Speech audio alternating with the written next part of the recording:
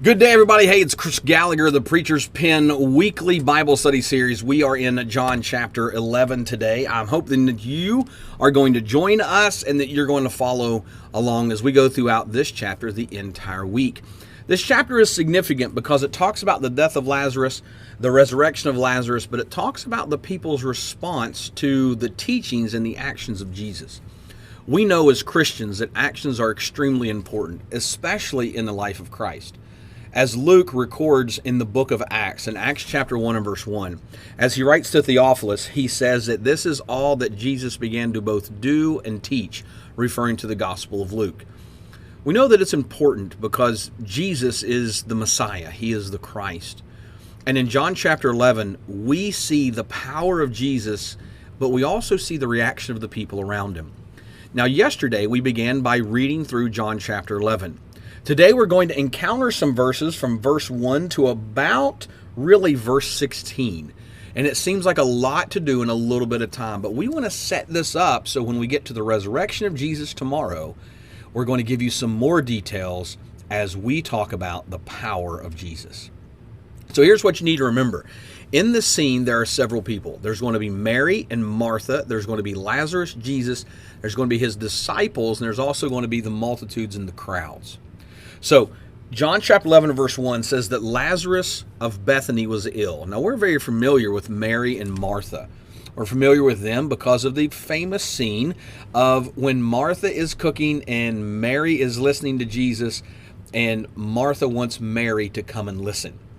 And she complains to Jesus. Really, a complaint, maybe one that's justified, but he says, Martha, Martha, Mary has chosen the good part. So, Mary is the one who's listening to the teaching, but they had a brother, and his name was Lazarus. And it says that Lazarus was ill. But also notice John chapter 11 and verse 2. It gives us a fascinating reference that many people overlook. Now, let's set the scene a little bit. Remember, there's Lazarus, Mary, Martha, and Jesus. And in this, at some point in Jesus' ministry, not going to tell you when yet, but in some point in Jesus' ministry, there was a woman who came up and anointed Jesus' feet with oil and wiped his feet with her hair. And when we hear this about Mary, we tend to think to ourselves, which Mary is this? Because we know that there are several in the Bible. Well, look in John chapter 11 and verse 2. In this passage, it says this. It was Mary who anointed the Lord with ointment, and wiped his feet with her hair, whose brother Lazarus was ill. So when you read about Mary and Martha and Lazarus, it's the Mary that we're all thinking of. The one that anointed Jesus' feet with oil, and wiped his feet with her hair.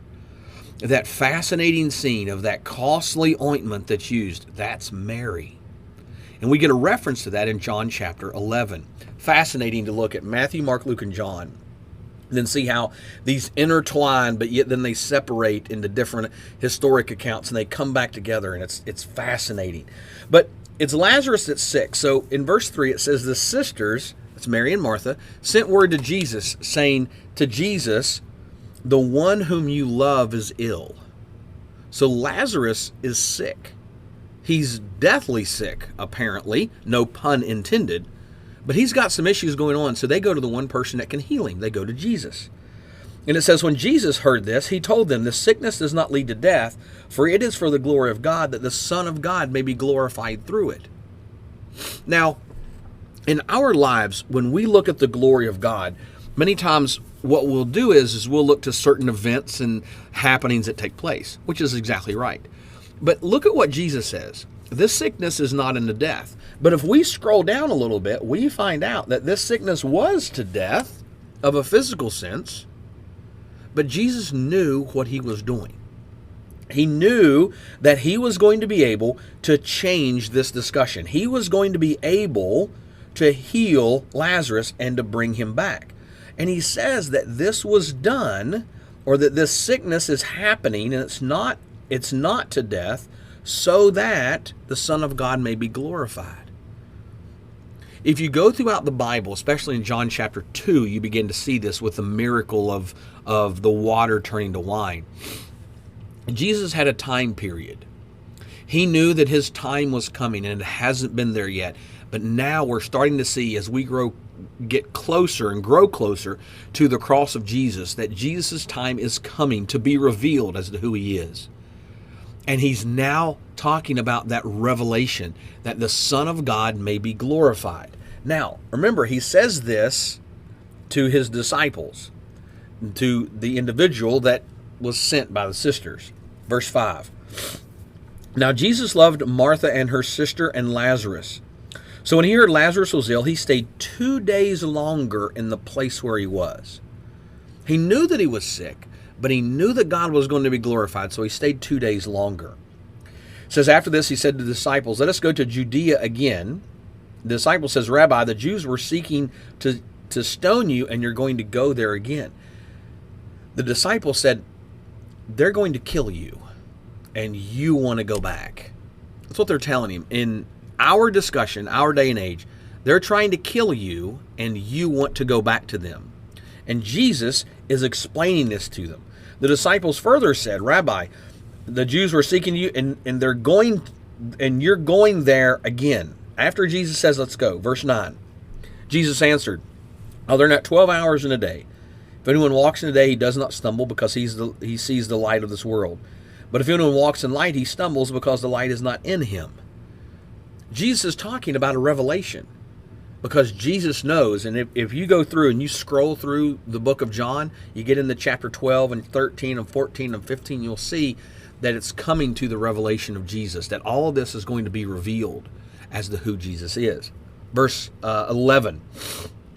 After saying these things, he said to them, our friend Lazarus has fallen asleep, but I will go awake him. They don't know he's dead yet. But the disciples somehow realize he's talking about physical sleep, right? Because they say, Lord, if he's fallen asleep, he will recover. They don't know that he's dead. The people around him know that Lazarus is sick, but they don't know that he's dead.